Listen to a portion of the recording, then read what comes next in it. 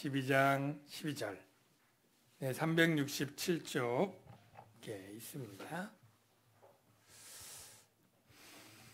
교독하겠습니다. 제가 먼저 읽고 마지막은 합독합니다.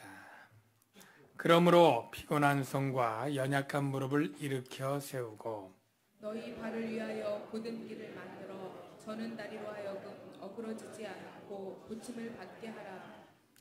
모든 사람과 더불어 화평함과 거룩함을 따르라. 이것이 없이는 아무도 주를 보지 못하리라.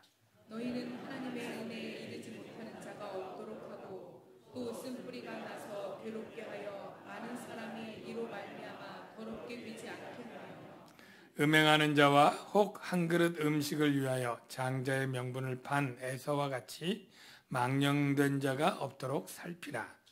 너희가 아는 바와 같이 그가 그 후에 축복을 이어받으려고 눈물을 흘리며 구하되 버림바가 되어 회개할 기회를 얻지 못하였느니라.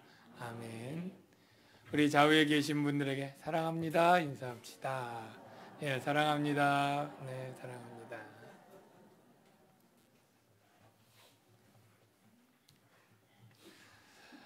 저와 여러분들이 예수 그리스도를 구주로 믿고 영생을 소망하며 신앙생활을 하고 있습니다. 이 믿음으로 신앙생활을 하는 것을 히브리서 기자는 달리기에 비유를 해서 지난번에 우리가 믿음의 경주를 할 때 무거운 것과 얽매이기 쉬운 죄는 벗어버리고 이 믿음의 경주에 당하는 많은 고난들을 하나님이 사랑하는 자에게 주는 사랑의 징계로 생각하고 그 고난들이 올지라도 인내하고 참고 견디면서 예수님을 바라보면서 잘 달려라, 그런 얘기를 했습니다. 오늘 그 이야기의 연장선상에 있을 때 우리가 달리는 선수가 참 오랫동안 뛸 때 피곤하죠. 다리가 아프고 무릎이 아플 거예요. 그리고 때로는 다리가 너무 아프고 부상을 당해 쩔뚝쩔뚝 저는 그러한 일도 있을 수 있어요. 그래서 오늘 12절에 그렇게 시작을 하는 겁니다. 그러므로 피곤한 손과 연약한 무릎을 일으켜 세우고 너희 발을 위하여 곧은 길을 만들어 저는 다리로 하여금 어그러지지 않고 고침을 받게 하라. 여기 피곤한 손, 왜 피곤할까요? 믿음의 경주를 하는데 피곤한 거예요. 연약한 무릎, 왜 연약한 무릎일까요? 믿음의 경주를 할 때 힘들어 연약해지는 거고요. 저는 다리도 너무 힘들고 어려워서 쩔뚝거리는 그러한 것을 비유로 표현했습니다. 그런데 그런 피곤한 그리고 힘들고 아픈 몸을 가지고 어떤 길을 가느냐면 13절에 보니까 곧은 길을 만들어 가라, 그런 의미가 있습니다. 사랑하는 성도 여러분, 우리가 가야 되는 길이 곧은 길이라고 표현되어 있는데 곧은 길이 어느 길일까요? 곧은 길, 뭐는 반듯한 길이겠죠. 꾸불꾸불하지 않는 길이겠죠. 근데 이 길이 어떤 길일까? 우리가 그냥 생각만 해서 추측해서 정하는 것은 위험한 성경 해석이고요. 근거가 있어야 되는데 이 구약 성경에 보니까 이 곧은 길이 어떤 길인지를 미리 선지자를 통해 하나님께서 말씀해 주셨더라고요. 그게 이사야 35장 3절 4절인데요. 우리가 확인해 볼게요. 우리 2번 자막을 먼저 켜주시면 되겠는데요. 2번 이사야 35장 3절에서 4절 이렇게 되어 있습니다. 너희는 약한 손을 강하게 하며 떨리는 무릎을 굳게 하며, 벌써 비슷하죠? 히브리서의 인용 말씀이. 겁내는 자들에게 이르기를 굳세어라, 두려워하지 말라. 보라, 너희 하나님이 오사 너희를 구하시리라. 하나님이 구하러 오는데 그 다음 말씀을 보면 이렇게 되어 있어요. 거기에 대로가 있어. 거기 길이 있다는 거예요. 큰 길. 그 길을 거룩한 길이라 일컫는 바 되리니. 큰 길, 거룩한 길이 나와요. 근데 그 길은 어떤 길이냐면 깨끗하지 못한 자는 지나가지 못하겠고 구속함을 입은 자들을 위하여 있게 될 것이라. 자, 정리하면 이거예요. 하나님이 구원하는 대로 큰 길이 있고 거기는 깨끗하지 못한 자가 다니지 못하고 구원을 받은 자만 다니는 길, 이 길이에요. 이 길이 바로 여기 말하는 고든 길이고 피곤한 손과 연약한 무릎을 일으켜 세우고 달려갈 길이다라고 설명을 해주는 거예요. 그러면 우리가 왜 이 고든 길을 끝까지 가야 됩니까? 왜 힘들고 어려워도 중단하지 않고 가야 됩니까? 그렇게 물을 수 있잖아요. 왜 가야 될까요? 우리가 그 길 끝에 무엇이 있기 때문에, 그 길 끝에 무엇이 있는지 사실은 요거 이전에 설명이 돼 있었어요. 그래서 10절과 11절에 있는데요. 그 길 끝에 가면 그의 거룩하심에 참여한다. 거룩한 하나님과 참여한다는 건 뭐예요? 거룩한 하나님 나라에 들어가서 하나님 앞에서 교제하는 그 삶을 의미하는 거잖아요. 바로 하나님 나라의 영광의 삶이 그 길 끝에 있다는 뜻입니다. 그리고 11절에 보니까 의와 평강의 열매를 맺느니라. 그 길 끝에는 뭐가 있어요? 의와 평강의 열매가 있다. 그러니까 왜 우리가 그 고든 길, 즉 구원받는 자들이 가야 되는 그 길을 피곤하고 어려워도 중단하지 않고 끝내 저는 다리를 끌면서 부상을 당해서도 가야 되느냐 하면 그 길 끝에 바로 하나님의 거룩함에 참여하는 그 영광이 그 길 끝에 있다. 두 번째는 뭐예요? 의와 평강이 그 길 끝에 있다라는 거죠. 여러분, 의와 평강 할 때 그냥 그 단어만 생각하지 말고요. 거기다 하나님 자를 붙여보세요. 하나님의 의가 거기 있어요. 우리가 세상에 의인이라고 하는 많은 사람이 있지만 인간적인 기준으로 의죠. 하나님이 주시는 의는 세상의 도덕 군자가 얻을 수 있는 의가 아니라 오직 하나님의 아들 예수 그리스도가 십자가의 죽음으로 말미암아 완벽하게 온전하게 우리의 과거, 현재, 미래 모든 전인격의 죄를 완전히 사함으로 말미암아 하나님의 의를 주요한 그 의만이 우리가 그 길 끝에 있는 것입니다. 그리고 그 의를 가진 자만이 하나님과 평화할 수 있어요. 여기 평강의 열매라고 쓰여 있잖아요. 이 평강은 영어로도 여러분이 다 아시는 peace, 평화 그 뜻이에요. 그러니까 평화의 열매, 평강 이게 다 같은 단어를 번역하는데요. 여러분, 우리는요 원래 죄인들은 하나님과 평화한 자가 아닙니다. 하나님의 진노받을 원수들이에요. 절대 하나님과 평화하지 않았는데 하나님의 아들 예수 그리스도를 믿을 때 하나님이 우리의 모든 죄를 예수님께 다 값을 치르게 하시고 우리와 비로소 화목하신 거예요. 하나님의 진노 아래 있던 우리가 하나님과 평화를 누리면서 그때 비로소 우리는 평강을 누리게 되는 거예요. 하나님과의 평화 없이 참된 평강은 없습니다. 이 세상에 하나님 믿지 않는 사람들은 하나님과 평화한 상태가 아니죠. 불신 세상 모든 사람은 그들이 평안하다 평안하다 말할 수 있지만 그것은 거짓 평안입니다.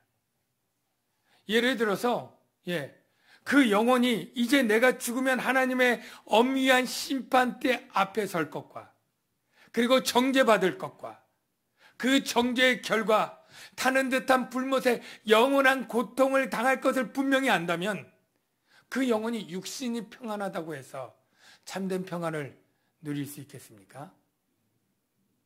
비유를 하면 어떤 사형수가 이제 사형당할 날이 일주일 앞에 다가왔다고 칩시다. 그런데 그 간수장이 은혜를 베풀어서 너 이제 일주일에 죽을 테니까 내가 3일 동안 네가 원하는 거 모든 것 다 들어줄게. 네가 이 죄수복 벗고 명품 옷을 입고 싶으면 명품 양복을 해주고 네가 고급차를 타고 여행지에 가서 어떤 최고급 1등성 호텔에서 내가 스위트룸을 내가 예약해주고 거기서 호텔 뷔페를 마음껏 먹고 내가 살 수 있도록 해줄게. 했다고 칩시다. 그가 그 편안한 차를 타고 호텔 침대에 누워서 참된 평안을 누릴까요? 그 산의 진미의 음식을 먹으면서 우거우정 먹으면서 내가 이거 먹고 이제 죽을 거다라고 생각하면 그 음식이 달고 맛있을까요? 네, 체하지 않고 먹으면 다행이다 생각이 됩니다. 우리가 육체가 평안을 누리는 것, 하나님과의 평화 없이는 다 거짓입니다. 하나님께서 예수 그리스도를 믿는 믿음의 길을 가는 여러분에게 하나님이 여러분을 의롭다 인정해 주시고 의를 주시고 하나님과 평화로 말미암아 여러분의 영혼이 참 평강을 누릴 수 있도록 열매를 주셨다는 사실을 믿으시길 바랍니다. 그걸 믿으면 내가 아무리 힘들고 어려워도 포기할 수 있을까요? 하나님의 의와 하나님의 평강, 그 도저히 돈으로 몫으로도 살 수 없는 그것들이 이 길 끝에 있는데 내가 중간에 아이고 힘들어 다리 아파 못 가. 포기할 수 있을까요? 없는 것이죠. 축복합니다. 여러분이 믿음 생활할 때 여러분 사람들의 믿음의 길들이 느껴지는 게 다 다를 거예요. 어떤 분들에겐 더 협잡하고 어떤 분들에겐 더 길고 어떤 분들에겐 더 아픈 힘든 길일지 모르지만 이 세상에 어떤 힘든 길과 어떤 어려움이 있다 할지라도 이 길 끝에 있는 하나님의 의와 평강, 하나님의 거룩에 참여하는 그것을 소망하고 그 무엇과도 바꿀 수 없기 때문에 끝내 믿음의 길 완주하시고 승리하시기를 주의 이름으로 축원합니다. 그런데 그 길을 갈 때 우리가 그 길을 가는 방법이 있습니다. 그 길을 가는 방법 뭘까요? 어떻게 하면 그 길을 잘 갈 수 있을까? 주님께서 내가 곧 길이요 진리요 생명이라고 말씀하시고 이제 예수 그리스도 안에 새로운 살 길이라고 만든 그 길을 우리가 걸어갈 때 어떻게 그 길을 잘 걸어갈 수 있을까? 어떻게 걸어가면 잘 걸었다고 소문이 날 수 있을까? 할 때 히브리서 기자가 두 가지를 가지고 걸어가야 된다 말씀했어요. 자, 그 두 가지가 뭐냐면 먼저 14절 한번 같이 읽어볼까요? 자, 시작. 모든 사람과 더불어 화평함과 거룩함을 따르라. 이것이 없이는 아무도 주를 보지 못하리라. 자, 믿음의 길을 걸어가는 사람에게 두 가지 가져야 될 것 무엇과 무엇일까요? 네, 정답입니다. 화평함과 거룩함. 만일 그것이 없다면 그 결과가 뭐라고요? 치명적으로 주를 보지 못하리라. 여러분, 주를 보지 못하면 주님은 하나님 나라에 계신데 주님 못 본다는 건 하나님 나라에 들어간다는 건 못 들어간다는 거예요. 못 들어가는 거죠. 하나님의 영광을 누리지 못한다는 거예요. 그러니까 우리가 그 믿음의 길을 걸어갈 때 어떻게 하라고요? 화평함과 거룩함. 여러분, 이 화평함과 거룩함은 그 앞에 다 나온 단어예요. 뭐냐면 우리가 믿음의 길을 걸어갈 때 거룩함에 참여하기 위해서 하나님의 거룩에 참여하고 하나님의 평화를 얻는 거예요. 그러니까 이 하나님의 평화와 하나님의 거룩을 받은 자들은 그 하나님께 받은 평화로 어떻게 해요? 세상 사람과 평화라는 거예요. 평화. 여기 모든 사람과 더불어 화평함. 여러분, 교회에서 옆에 계신 분들과 여기 모든 성도들과 화평하시고 화목하시길 주의 이름으로 축원합니다. 네. 혹시 여러분은 여기 올 때 좀 이렇게 해서 쌩 지나가는 사람 있나요, 혹시? 네, 저번에 나한테 전에 뭐라고 그랬던 것 같아. 쌩, 여러분, 교회에 저희가 400명 이렇게 있는데 399명이랑은 다 관계가 괜찮은데 한 명 쌩 지나가는 사람이 있으면 그 사람 때문에 마음에 찬바람이 불고요. 천국을 잃어버립니다. 여러분, 하나님께서 우리를, 원수된 우리를 그냥 너그럽게 용서하시고 화평을 이루셨다면 여러분도 그 사랑과 화평을 이루시기를 주의 이름으로 축복합니다. 근데 여러분이 쌩할 때 다 이유가 있어요. 그냥 아무 나에게 좋게 하는 사람에게 그러는 법은 여러분 없을 거예요. 저 사람이 나한테 전에 뒷말을 했고, 나 험담을 했고, 안 보는 데서 뭐 이렇게 했고, 뭐 이런 걸 들었기 때문에 그 상처 때문에 그런 거거든요. 여러분, 주님이 우리를 용서하신 것 생각해 보면 얼마나 패역하고 악한 우리를 다 너그럽게 용서해 주셨는데, 그 용서함 받고 화목하게 된 그것 생각하면서 그분과 화목하시기를 주의 이름으로 축원합니다. 근데 여기 화목한 때 모든 사람 가운데 믿는 사람들만이 아니지 않겠어요? 그러니까 여러분 믿지 않는 사람들과도 화평하라. 이게 그리스도인에게 주신 말씀이에요. 여러분 믿지 않는 사람들, 뭐 가족 중에도 있을 수 있지만 직장 다니는 분들은 직장이 많죠. 학교에 가는 학생들은 학교에 많고, 아니 그냥 이웃집도 있고, 여러분이 만나는 대부분의 많은 사람들이 믿지 않는 사람들인데, 얼마나 요즘 한국교회에 또 부정적인 이야기들 이슈가 돼서 욕을 하고 여러분들도 비난하고 뭘 그런 교회를 다니느냐고 조롱하고 멸시하는 얘기들도 듣고 직접적으로 또 좀 이렇게 박해를 받는 사람도 없지 않아 있을 거예요. 여러분, 그러니까 그럴 때 우리 마음도 같이 똑같이 상하죠. 저가 욕을 해? 그래, 내가 안 보면 말이지 뭐. 뭐 그러다 지옥 가든가 말든가. 뭐 우리가 이런 마음을 품기가 쉽죠. 그런데 성경은 뭐예요? 그런 사람과도 화평하라. 화평하라. 우리가 복음을 타협하는 일에는 화평할 수 없지만 그 외 모든 일에는 우리가 너그럽게 받아주고 화평하라. 아니 목사님, 내가 저에게 먼저 그런 게 저가 먼저 나를 욕했습니다. 저가 나에게 악행을 했습니다.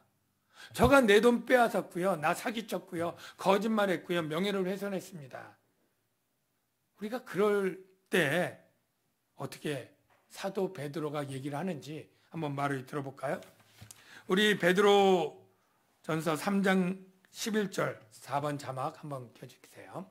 자, 악에서 떠나 선을 행하고 그 다음에 뭐예요? 화평을 구하고 그것을 따르라. 즉 화평을 우리가 그냥 와주는 게 아니에요. 구해야 돼요.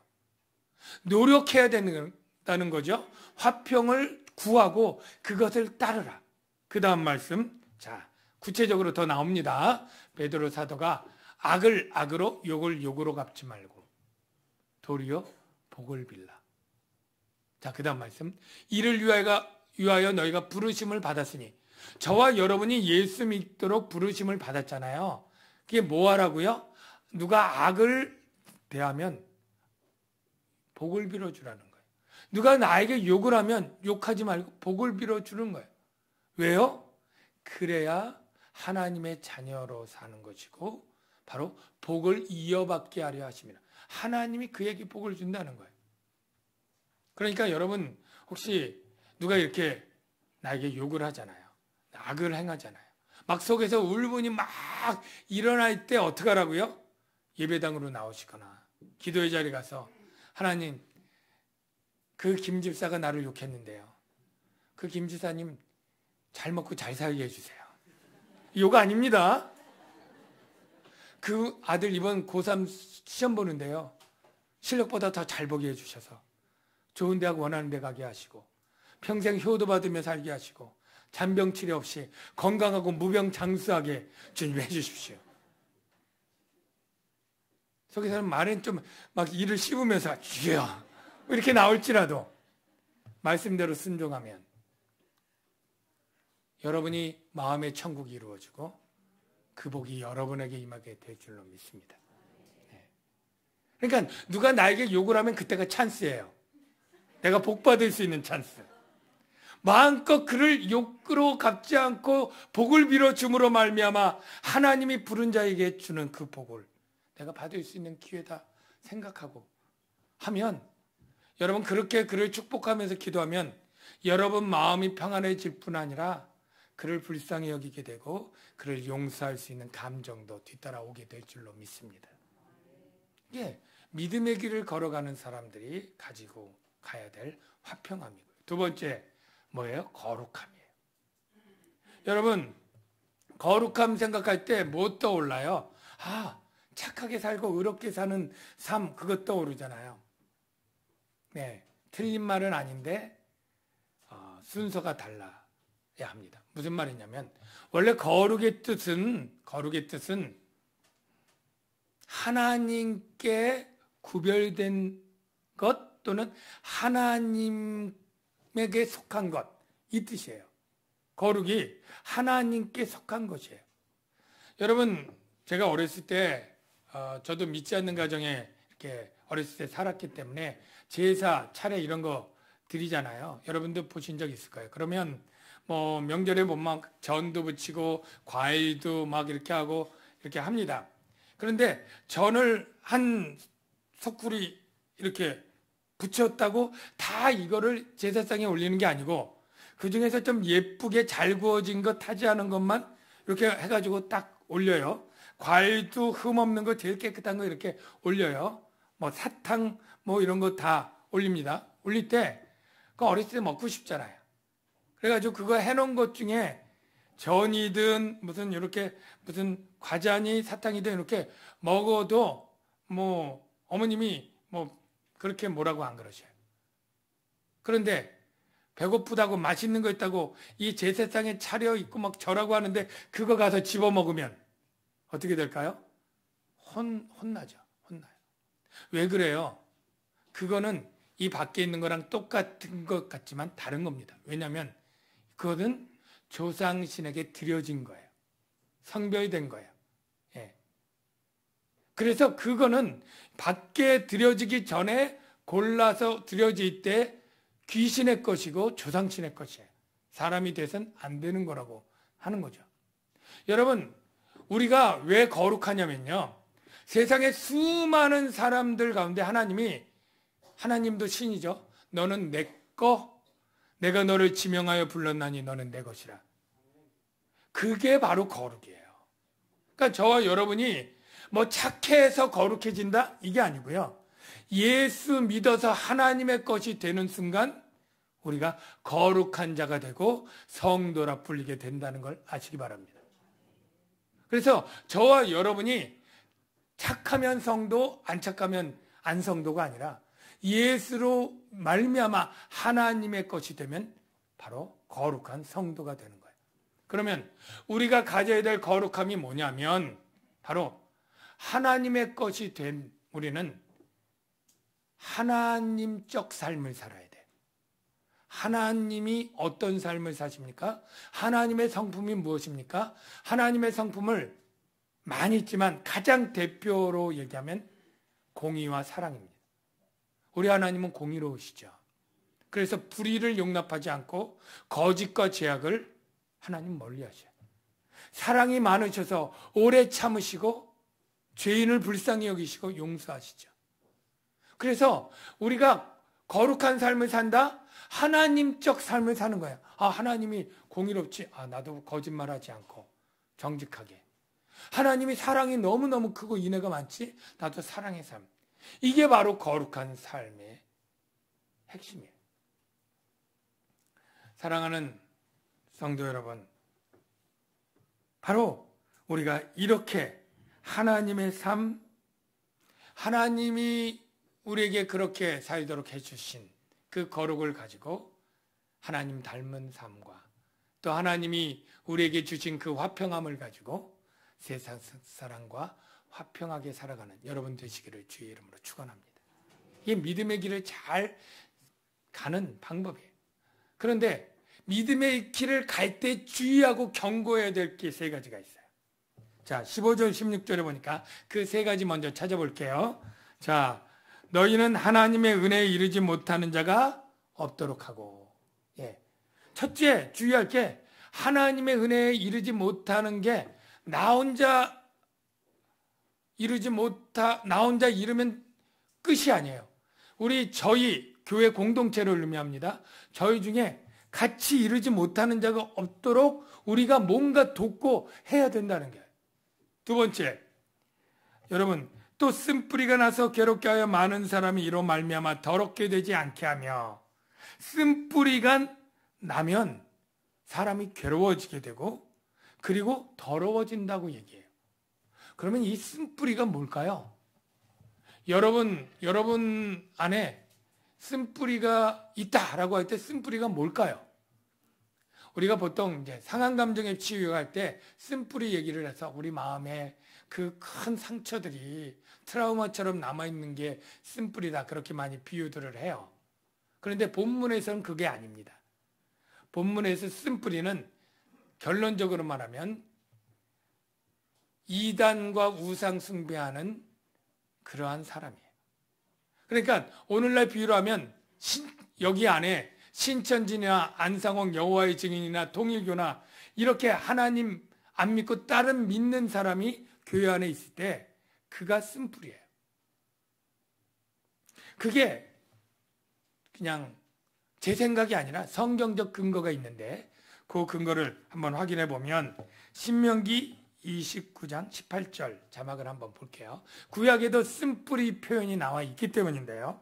자, 신명기 29장 18절 보면 오늘 그 마음이 우리 하나님 여호와를 떠나서 그 모든 민족의 신들에게 가서 섬길까 염려하며, 그러니까 다른 민족의 신을 섬기는 이 사람, 하나님 여호와만을 섬겨야 되는데 다른 민족 바알 신 섬기고 몰렉 신 섬기고 그모스 신 섬기고 이러한 사람들, 그를 독초와 쑥의 뿌리가 너희 중에 생겨서, 독초와 쑥의 뿌리가 쓴뿌리잖아요. 이가 바로 다른 신 섬기는 자예요.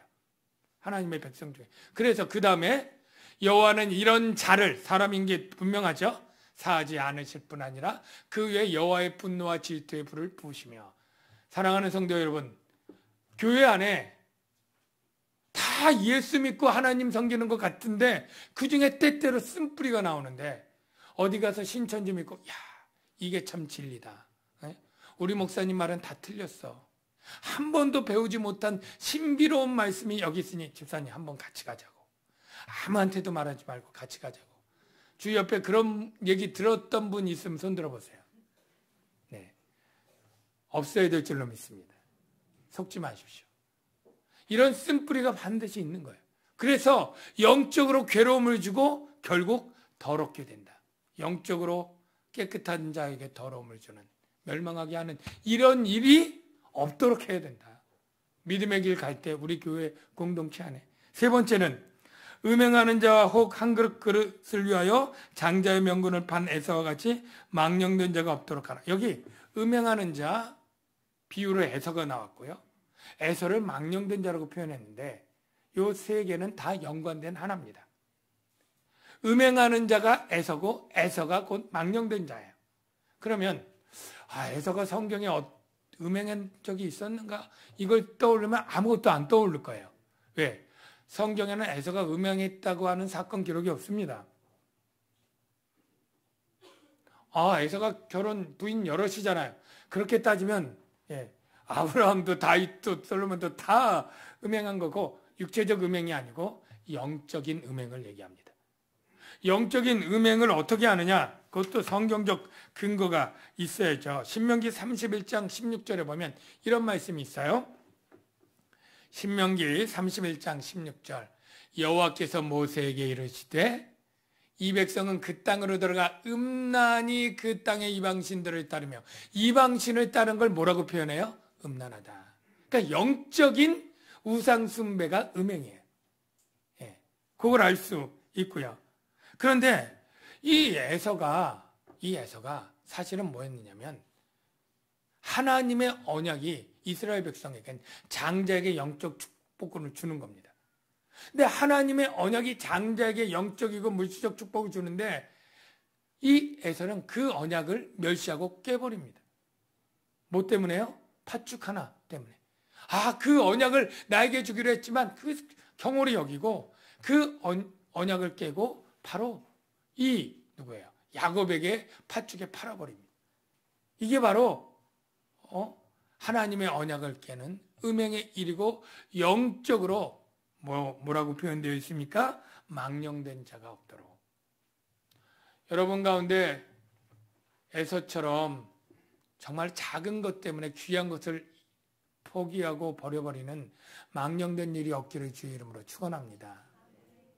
그러면 오늘날 우리에게 망령된 일로 적용될 수 있는 게 뭘까가 중요하잖아요. 여러분, 우리가 육체적인 일 또는 세상적인 여러 가지 일도 선하고 좋은 게 많습니다. 필요하죠.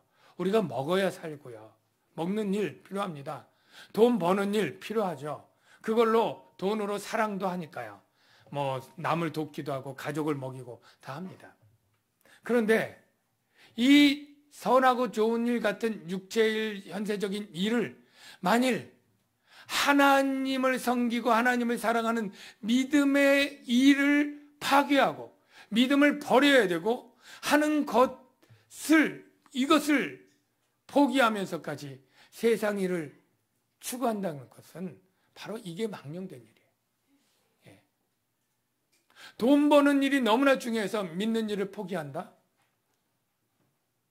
공부하고 학교 가는 일이 너무 중요하기 때문에 믿음의 일을 손해보고 타락하든 말든 상관없이 공부하는 일만 한다? 예. 돈 버는 일, 공부하는 일이 나쁜 일이고 죄가 아닐지라도 믿음을 포기하고 버리면서 하는 일은 뭐예요? 어리석은 망령된 일이다. 축복합니다. 여러분이 열심히 세상에서 돈도 벌시고 공부도 하시고 일도 하십시오. 그러나 여러분의 믿음이 파괴되고 병들게 하면서 하지는 마십시오. 믿음 안에서 그 일들이 해야 그게 가치가 있고 참되게 여러분에게 복으로 올 줄로 믿습니다. 그런데 여기 이 살피라 이 의미가 뭘까요? 나 혼자 내가 잘 그렇게 살피라는 게 아니라 저희 공동체를 살피라는 거예요. 그러니까 내가 망령되지 않으면 끝이 아니고 내가 은혜에 잘 도착하면 끝이 아니고 내가 더러워지지 않으면 끝이 아니라 내 옆에 사람이 더러워지지 않도록 내 옆에 있는 사람도 망령되지 않도록 그래서 은혜에 이르지 못하는 일이 없도록 우리가 서로 살펴줘야 된다. 이 의미가 있습니다. 그래서 여러분 교회 공동체가 너무너무 중요한 거예요. 어떤 분들은 교회 하나님 보러 가지 성도들이랑 교제하러 가나 이렇게 얘기를 하는 분이 굉장히 신령한 것처럼 오해될 수도 있어요. 하나님만 본다니까. 그런데요, 하나님은 하나님만 볼 때 나만 보지 말고 옆에 있는 성도도 서로 돌아보라. 서로 돌아봐 사랑과 선행을 격려하며. 왜냐하면 우리는 혼자 믿음의 길을 갈 수 없기 때문에 동역자가 있고 동행하는 사람이 있어야 되는데 동행하는 사람이 더러워지고 타락하고 망령되어지면 나 혼자 갈 수가 없습니다.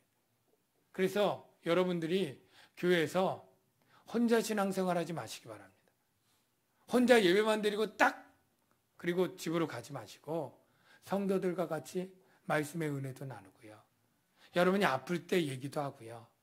여러분이 힘들 때 기도해주고 남이 힘들 때 기도해주는 이러한 서로 소속감이 있어야 돼요. 셀이 하나의 도구인데 그런 거예요. 서로 돌아보고 살필 수 있도록 만들어주는 것이죠. 예. 사실 여러분이 아파서 오늘 교회 안 갈 때 그걸 교회 성도들 몇 명이 알고 있습니까? 내가 아파서 교회 가도 알아주는 사람이 없다면 내가 신앙생활 더 관계를 가져야 돼. 여러분의 셀원 중에 누가 병들거나 아프고 이렇게 할 때 셀리더나 교육자나 이렇게 알아서 기도해주고 돌봐주고 전화라도 해주고 이런 관계 가운데 여러분 있습니까? 그럼 안전한 거예요. 내가 아파도 교회에서 모르고 누가 아파도 내가 모르고 서로 살펴줄 수가 없잖아요. 그래서 여러분들 교회에 등록하고 소속해서 살아가는 것이 우리의 믿음의 길을 달려가는 데 너무너무 중요하다. 여러분 믿음의 길을 달려가는 것이 경주라고 했는데 1868년에 멕시코 올림픽이 열렸고요. 그때 늘 하이라이트가 마라톤 경기 아닙니까? 그런데 그 마라톤 경기장에 마라톤 우승자가 들어오고 선수들이 줄줄이 들어오잖아요. 근데 한 선수가 1시간이 지나도록 안 들어오는 거예요. 관중들을 기다리다 막 지쳐서 기다리다 어둑어둑하니까 다 갔어요. 조금만 남아있어요. 그때 마지막 선수가 들어왔어요. 그 선수는 이름이 뭐냐면 존 스티븐 아쿠아리라는 선수인데, 그는 뛰다가 초반부에 사람들과 부닥쳐서 넘어지면서 큰 부상을 입고 피를 흘리고 근육이 다쳤어요. 그가 의료진에게 치료를 받으면서 당신은 도무지 잘 뛸 수 없습니다. 뛰면 무리입니다. 예. 물론 꼴찌하는 것은 맞다는 것이고요.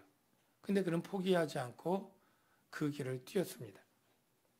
사진이 있는데요. 바로 저 사람입니다.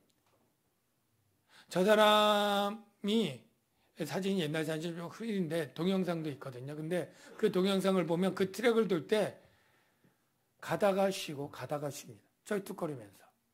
그 통증 때문에. 그러니까 뛰다가 조금 쉬고 걷다가 또 뛰다가. 이렇게 해서 뛸 때 많은 사람이 감동을 받고 우리와 같은 박수를 쳐줬죠.